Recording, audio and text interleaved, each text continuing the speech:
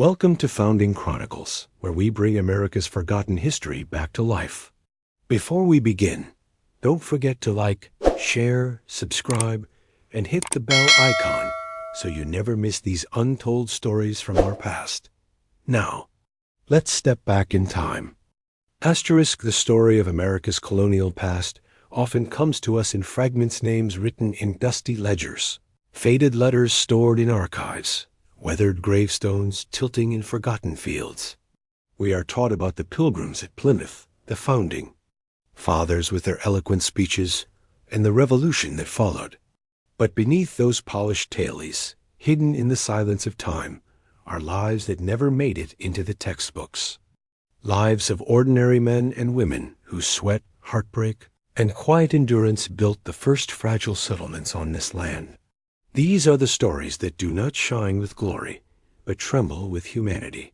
And once you hear them, you can almost see their faces again, staring at you across the centuries dot in the early 1600s, when ships like the Susan Constant, Godspeed, and Discovery landed on the edge of Virginia's coast. The settlers stepping off were not all adventurers chasing glory. Many were desperate souls fleeing hunger, debt, and despair in England.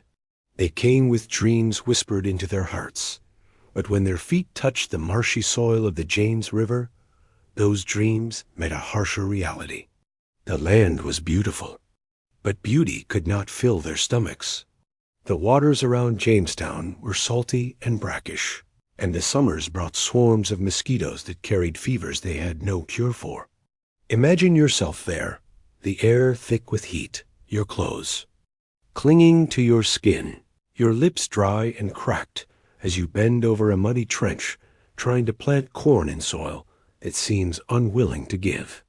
Around you, the cries of sick men echo through the wooden palisade, and every night you wonder if you'll wake to another dawn. One of the untold stories buried in this place belongs to a woman named Temperance Flowerdew. History remembers her, named faintly because she married George Yeardley, who became governor of Virginia. But before she was anyone's wife, Temperance endured the starving time of 1609 to 1610. It was a winter when almost every colonist in Jamestown died, nearly 80% of them. They ran out of food, surrounded by hostile Powhatan warriors there.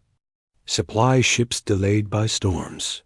Some accounts say they boiled leather shoes, chewed bark, and dug up graves in desperation. Temperance was there, walking among the weak and the dying. She watched the men she had known collapse in the dirt, their faces hollow, their voices barely whispers. And yet she lived. Few ask why or how. But in surviving, she became a thread that tied the suffering of those years to the survival of the colony itself. If she had not endured, her children and descendants, who would go on to shape Virginia's future, might never have been born. Most stories of that time are told through men's voices, but women like Temperance bore burdens that cut just as deep. Another woman, Anne Boras, came to Jamestown as a maid. She was among the very first English women to arrive in 1608, when the colony was still raw and reeling. She later married John Layton, and together they raised the first English family. In Virginia, Anne's life was not filled with riches or fame, but with the ordinary weight of cooking, sewing, caring for children, and surviving the hunger that swept through the fort. Imagine her rocking her baby to sleep while outside the wooden walls. Arrows flew while fever took neighbors, while ships sometimes failed to arrive. Her courage was not in bold speeches, but in refusing to break under the crushing lowliness of that strange new world dot. It is easy to forget how young many of these colonists were. Some were teenagers, barely 15 or 16, sent across the ocean by parents who could no longer feed them. For them, the colony was not just a gamble, it was their only chance.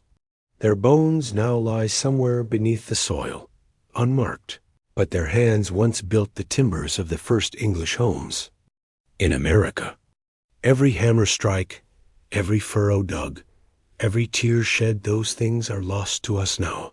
Yet they shaped the ground we walk upon. But America's colonial story is not just the story of English settlers. It is also the story of the Powhatan people, whose world was shaken by these arrivals. To them, the land was not something to be claimed, fenced, and divided, but something sacred, shared, and alive. When the English planted their flag, they planted conflict too. Pocahontas, whose name we all know from simplified tailies, was only about 11 when the English arrived. She was a child, yet she became a bridge between two worlds, carrying food to the hungry colonists, learning their language, and later enduring the pain of captivity. To think of her only as a romantic figure misses the truth. She was a child caught in the machinery of colonization, her life both a gift and a tragedy. As Jamestown grew, new ships brought more settlers, and with them came indentured servants' men, and women who sold years of their lives for passage across the sea. For 7 years, sometimes longer, they labored without freedom, bound to masters who could trade or sell them like cattle. Some survived and claimed land when their contracts ended, but many died before that day ever came. Their names are forgotten, but if you close your eyes, you can almost hear their voices in the fields, their backs bent under the sun, whispering prayers that their sacrifice would one day lead to something better. And then, in 1619, another chapter began, one of the darkest. A ship carrying 20 and odd Negroes, as the record coldly states, arrived in Virginia. These men and women, stolen from Africa, were forced into lives they never chose. Their names were rarely written down, their stories left untold, but they too shaped the roots of America. They cleared the fields, tended the tobacco, and bore the weight of chains while dreaming of freedom they might never see. Their blood, sweat, and tears watered the same soil that future generations would call home. The colonial story is not a single thread, but a tapestry of suffering and endurance, of hope and heartbreak. Beneath the celebrated tailies of governors and generals are the voices of servants, women, children, and enslaved people who endured storms, hunger, and war.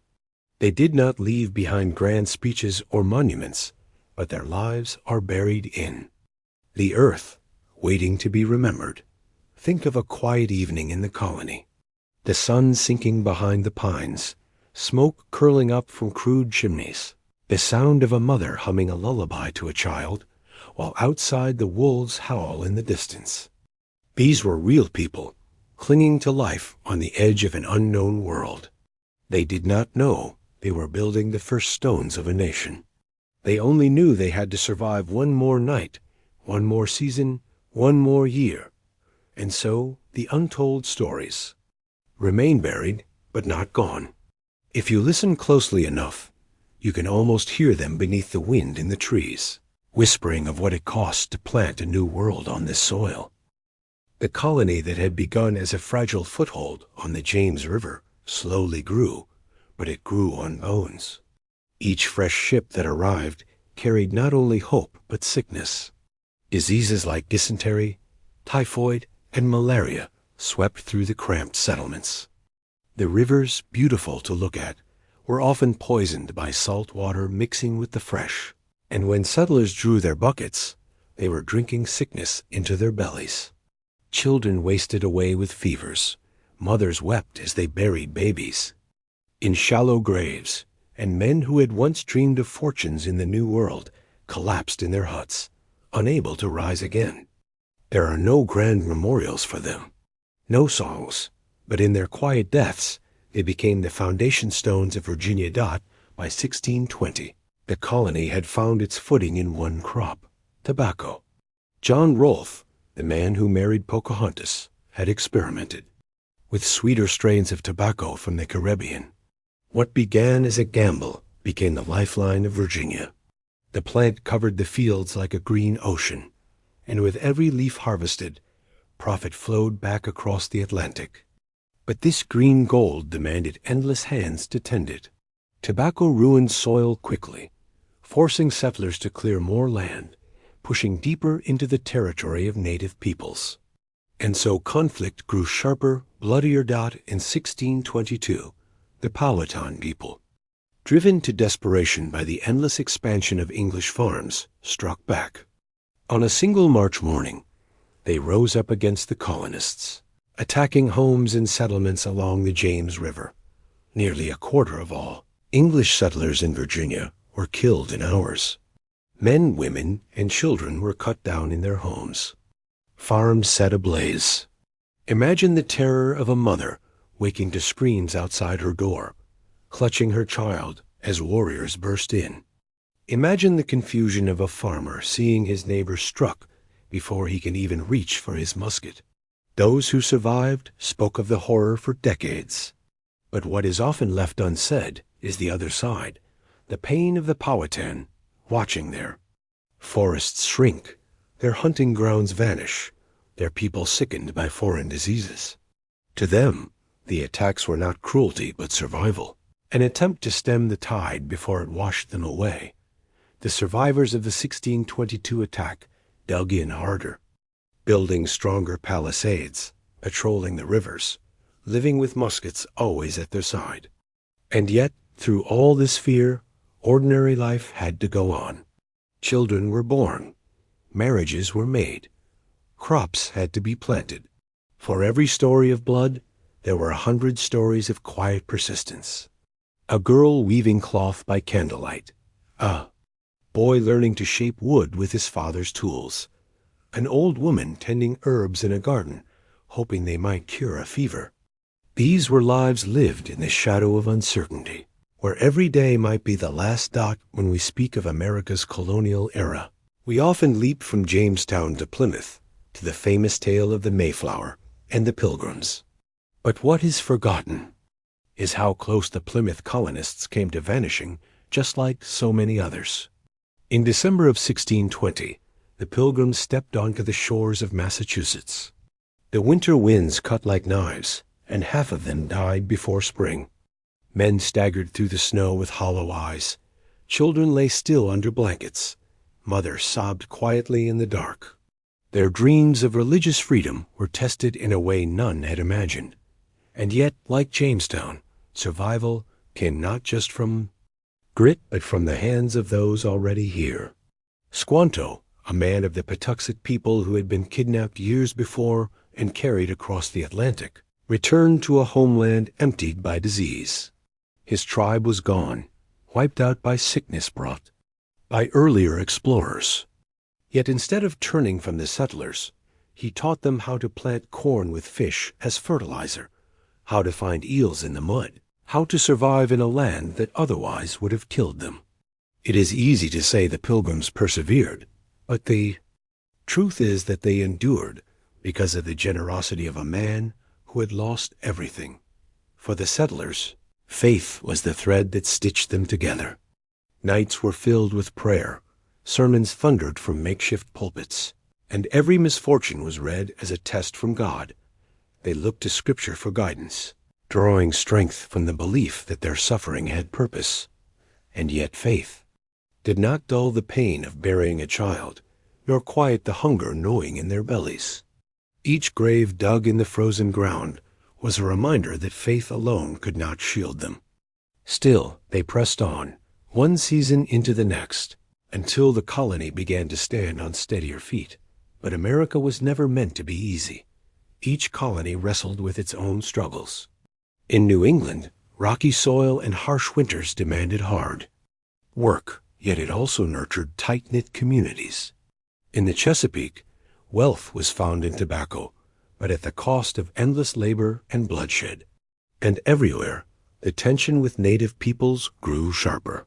Treaties were made, promises spoken. But again and again, the cycle returned to violence. One story, rarely told, is of Mary White Rowlandson. In 1675, decades after the first colonies had settled, war broke out in New England, what we now call King Philip's War. Native tribes, led by Metacom, whom the English called Philip, rose against the spreading colonies. Villages burned, settlers fled, and the frontier bled. Mary was captured in a raid and held for weeks among the native people. She endured hunger, fear, and uncertainty, yet she also saw worlds she had not understood before. Her captivity narrative, one of the earliest published in America, gave a glimpse into the complexity of that time, the fear of settlers, the desperation of native tribes, the clash of two worlds that could not live side by side. These are not stories of easy triumph. They are stories of survival in the face of overwhelming odds. The settlers dreamed of freedom, but found themselves bound by hunger, war, and disease. The native people fought to preserve their homelands, but faced waves of settlers backed by endless ships from across the sea. Both sides bled, both sides lost, and between them, a new world slowly, painfully took shape. Picture for a moment the daily life of a colonial settlement. At dawn, the rooster crows and smoke rises from chimneys as women stir pots over open fires. Children hurry to gather water from the stream, their breath rising in the cold morning air. Men take up muskets or hoes, setting out to guard the fields or cut timber. The rhythm of life is ordinary, yet every hour carries the shadow of danger. A sudden fever, a raid from the woods, a storm that drowns the crops. Any of these could undo a family's fragile hold on survival.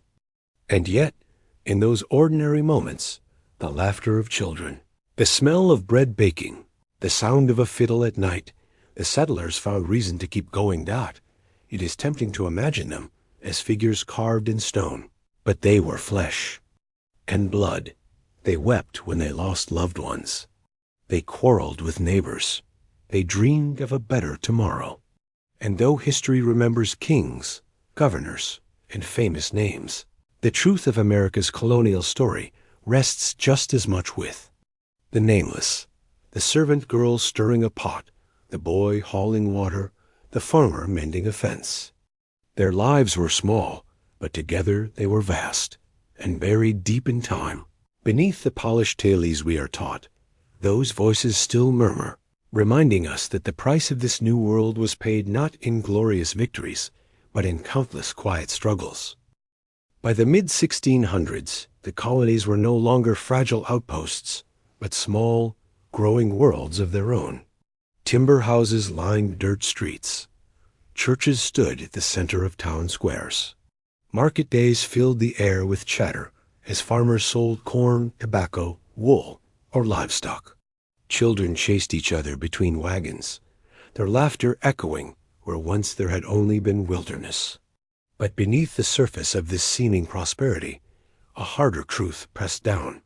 Life was still uncertain, and the colonies were held together not by ease, but by constant toil and sacrifice. Indentured servants still filled the fields, their years of labor stretching endlessly under the burning sun. Some had come willingly, dreaming of land at the end of their service. Others had been tricked or forced aboard ships, sold into contracts they never understood. Many never lived to taste freedom. Fever, exhaustion, and hunger carried them off before their time. And yet, without their labor, tobacco would never have spread like fire through the Chesapeake, nor wheat and corn across the farmlands of Maryland and New England. The wealth of the few was carved from the bent backs of the many. Among these, laborers were children. Orphan boys and girls, some no older than 12, were shipped across the ocean and bound out to masters. Their small hands worked the fields, fetched water, mended clothes. They carried logs, fed pigs, weeded gardens. They were too young for the burdens placed upon them, yet there was no choice. Many would not see adulthood.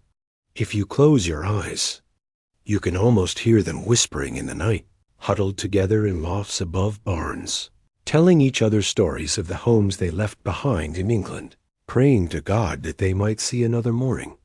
But it was not only the English whose blood watered the soil. From Africa, more ships arrived, each one carrying souls stolen from their villages, chained together in the dark holds for weeks on end. By the time they reached the colonies, many were sick or dying.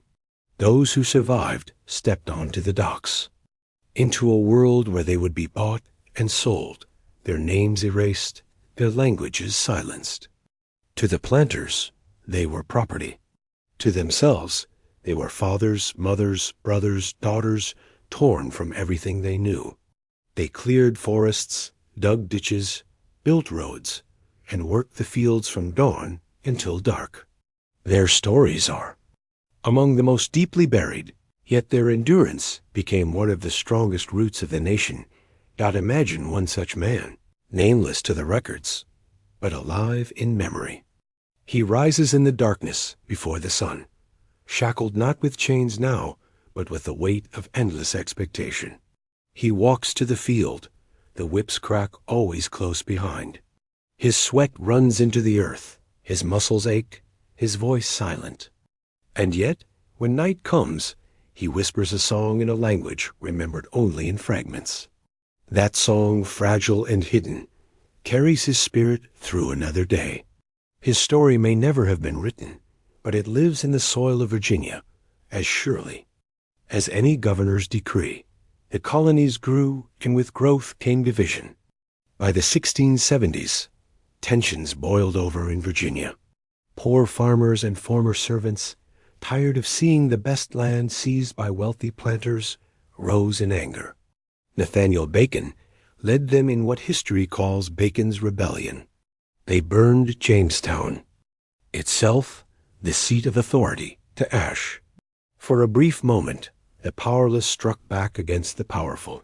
Yet the rebellion collapsed when Bacon died of fever, and the leaders were hanged. But in the ashes lay a truth. America was never simply harmony and progress. From the very start, it was marked by conflict between the privileged and the struggling, the rich and the poor dot, and through it all, the native peoples endured wave after wave of loss. Entire nations shrank as disease swept through their villages. Sicknesses they had never known before: smallpox, measles, influenza stealing children from their mothers' arms, elders from the firesides. Where once great confederacies ruled the forests and rivers, now only fragments remained. Yet they did not vanish quietly. Again and again they fought, negotiated, resisted. The wars of the frontier are written as if they were mere skirmishes. But for those who lived them, they were the end of a world. To walk through the woods of 17th century New England or Virginia was to walk among ghosts of tribes who had lived there for centuries before a single English ship crossed. The horizon dot, meanwhile, across the Atlantic, news of the colonies stirred imaginations. Pamphlets promised rich lands, endless game, rivers filled with fish. For many in England, Wales, Ireland, and Scotland, these promises were irresistible. They sold what little they had, boarded ships, and braved the terrifying Atlantic crossing. The voyage itself was a crucible. Weeks in cramped quarters, seasickness, storms that tossed the ship like a toy, hunger when supplies ran low. Some never made it. Their bodies were given to the sea, the waves closing over them without ceremony. Those who survived stepped ashore weak, thin, and trembling, but alive.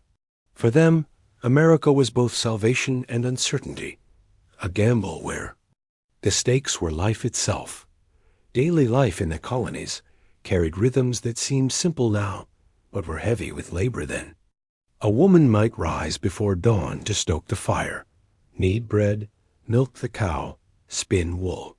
Her hands were always busy, her back always bent. Yet she found moments of comfort in the laughter of children, in hymns sung on Sunday, in the quiet pride of a warm hearth. A man might spend the day splitting logs, hunting in the forest, or working the rows of corn. His musket was never far, for the line between peace and peril was thin. And at night, when families gathered by firelight, they told stories of the old country, of scripture, of hopes for their children's futures. In those flickering moments, they were not just settlers in a harsh wilderness. They were human beings, dreaming of permanence. But permanence was fragile. Fires swept through towns, lightning striking thatched roofs. Floods carried away crops. Insects devoured fields. And always, sickness lingered. A single fever could sweep through a household and leave it silent. The small graves that dotted the edges of towns tell the story more clearly than any record. Survival was never promised. And yet, in spite of it all, the colonies endured. Year after year, the fields widened, the towns grew, the ships came and went. The voices of those who lived then may be faint, but if you walk through an old cemetery in Virginia, Massachusetts, or Maryland today, you can still see their names carved into stone. Weathered, faded, sometimes broken, but there. Each one marks a life that once breathed, once struggled, once dreamed. Together they whisper of a truth often forgotten. The story of colonial America was not written only by heroes and leaders, but by thousands upon thousands of ordinary souls buried deep in time. Mighty tree they dreamed of becoming. 13 scattered settlements stretched along the Atlantic coast, each different in language, faith, and custom, yet tied together by the same hard soil and the same endless struggle to survive. New England's rocky fields and long winters forged communities bound by shared labor. The Chesapeake's tobacco wealth swelled the pockets of planters, even as it drained the strength of servants and slaves. The Middle Colonies, New York, Pennsylvania, New Jersey blended cultures, Dutch, English, German, Quaker, and more, creating a patchwork of belief and enterprise. To walk from one colony to another was to walk from one world into another. And yet together they formed the fragile beginning of something larger. Life had grown steadier, but never easy. Roads were muddy tracks, and travel was slow. Wolves still prowled the forests, and native peoples still fought to hold on to their lands, though their numbers shrank each decade. Settlers feared raids on the edges of towns, but they also feared the land itself, droughts that withered crops, floods that swept away barns, fires that could consume whole streets in minutes. To live in the colonies was to live with one foot always in hope and the other in fear. And yet, even as hardship lingered, a new generation was rising. The children and grandchildren of the first settlers no longer spoke of going home to England, for America was now their home. They were born on this soil, baptized in its rivers, buried in its earth. Their accents were changing, their customs shifting. They were becoming something new, something not entirely English, nor entirely European. They were becoming American, though they did not yet know the word. But America's birth came not from comfort, but from tension. Class divisions sharpened. Wealthy planters built grand homes of brick, their halls filled with fine furniture shipped from London, while poor farmers still scratched out a living with wooden plows. Enslaved men and women were forced to build and serve in those same homes, their bodies bowed in bondage, even as their spirit burned for freedom. The contradiction was there from the start. A land dreamed of as free, yet built on unfreedom. That truth lay buried in the soil, whispered in the songs of the enslaved, waiting for a day when the world might hear it. Religion, too, carried both comfort and division. In Puritan towns, the Sabbath bell called families to wooden meeting houses, where stern sermons thundered of sin and salvation. In Quaker halls, silence fell as men and women waited for the Spirit to stir. In Anglican churches, the Book of Common Prayer echoed across the pews, binding colonists to traditions of the old world. Faith was a lantern in the darkness, but it could also be a wall separating neighbor from neighbor, each sure their way was the only way. Yet in that clashing of voices, something unique was forming, a spirit of questioning, of searching, of freedom that would later ignite into revolution. 4. Now, though, the revolution was still a distant shadow. The daily battles were smaller, but no less real. A farmer rising before dawn to plow frozen ground. A mother stitching by candlelight while her children sleep. A boy carrying water from a frozen well, his hands red and cracked. A servant girl whispering a prayer for release. A slave singing quietly in the dark, his voice the only freedom left to him. These are the untold stories, the quiet, unglorious moments where survival itself was victory. Some of their names survive. Richard Frethern, an indentured servant in Virginia, wrote letters home in 1623, begging his parents for food, for clothes, for anything to ease his suffering. He described hunger so deep he could hardly stand, sickness that stole men away by the dozens, masters who cared little whether their servants lived or died. His voice, trembling across the centuries, is one of the rare glimpses we have into that silent multitude. For every Richard Frethern who wrote, there were 1,000 who could not. Others remain only as traces. Archaeologists dig in the soil of Jamestown and uncover bones scarred by disease, by malnutrition, even by cannibalism in the starving time. A cracked plate, a rusted buckle, a child's toy carved from bone, these are the fragments of their lives buried in the earth. Each object whispers, "We were here, we endured, we mattered." And then there are those whose stories were silenced deliberately. The African men and women who cleared fields, cooked meals, or children in bondage, rarely were their names written down. They are remembered in fragments, in bills of sale, in runaway notices posted by masters, in parish records that marked births and deaths, but not humanity.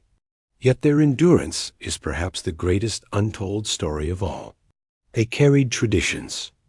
In memory, songs in their breath, faith in their hearts, and through those fragile threads, they kept their identity alive against all odds. By the eve of the 18th century, the colonies had grown stronger, but the struggles of those first 100 years had left deep scars.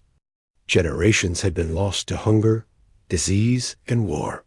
Native nations had been broken, their lands swallowed piece by piece. Servants and slaves had borne the weight of endless labor. Women had carried burdens in silence, their names rarely remembered. Beyond the graves they left behind. And yet, from this crucible, America was forming. If you stand in an old colonial town today, on a quiet street where the houses lean close, where the church bell still rings, and the wind carries the scent of wood smoke, you can almost feel their presence. The men and women who once walked those streets are gone, but the echo of their footsteps remains. They built more than towns and fields. They built the endurance of a people who would one day call themselves free. The untold stories from Colonial America are not tales of easy triumph or shining glory.